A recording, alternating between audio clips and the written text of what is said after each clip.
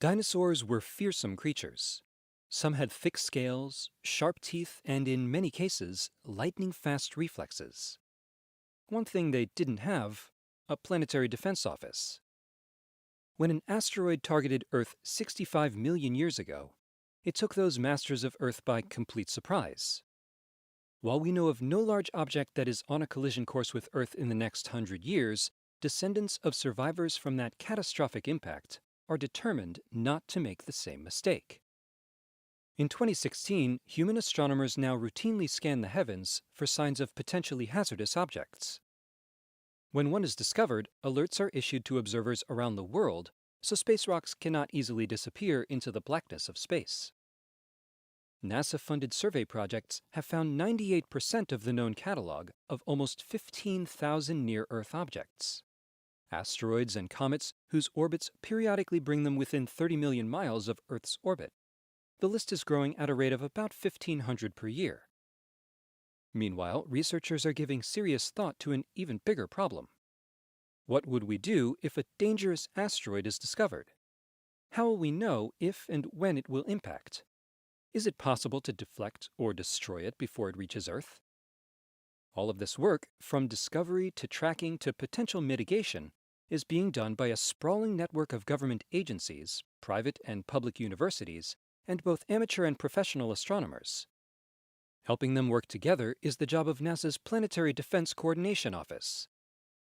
Lindley Johnson, Planetary Defense Officer at NASA headquarters in Washington, D.C., says, "Planetary defense is a team sport."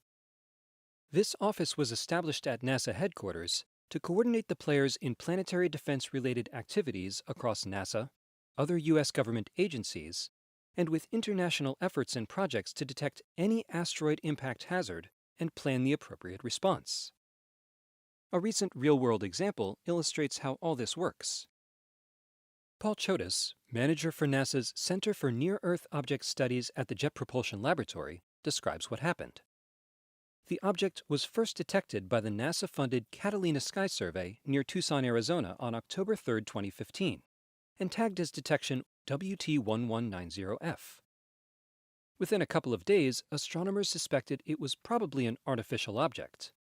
It was faint and small, with its motion visibly altered by the gentle pressure of sunlight, a bit like a solar sail or perhaps a hollow rocket body.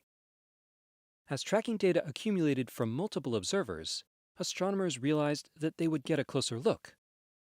This would be a real-world case to exercise the team's skills. WT1190F was predicted to hit Earth on Friday, November 13, 2015. Orbit calculations by JPL analysts pinpointed the impact time and site. WT1190F would burn into the atmosphere off the coast of Sri Lanka. For years, Peter Jenniskens of the SETI Institute, working with NASA's Ames Research Center, has been leading teams researching entry dynamics on airborne campaigns to observe objects ripping through Earth's atmosphere. In 2006, for instance, they recorded the return of NASA's Stardust Sample Return Capsule with its cargo of cometary dust. They've also observed a number of defunct spacecraft re-entries and a few natural meteor events. Supported in part by the United Arab Emirates Space Agency and the International Astronomy Center, Jenniskens assembled a group of experts to witness the re-entry of WT1190F. They flew to the Indian Ocean on a G450 aircraft armed with cameras and spectrometers.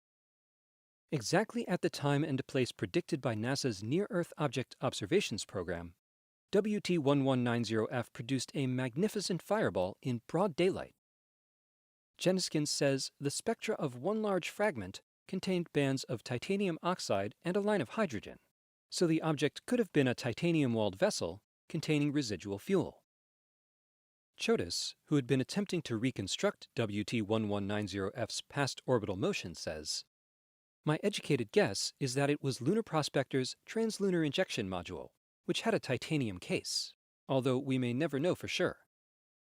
One thing is certain. Astronomers supported by NASA found it, tracked it, and predicted where it would hit with pinpoint accuracy. These are exacting skills that will come in handy the next time an actual asteroid comes to visit." For more about asteroids and NASA's planetary defense capabilities, go to www.nasa.gov/planetary defense.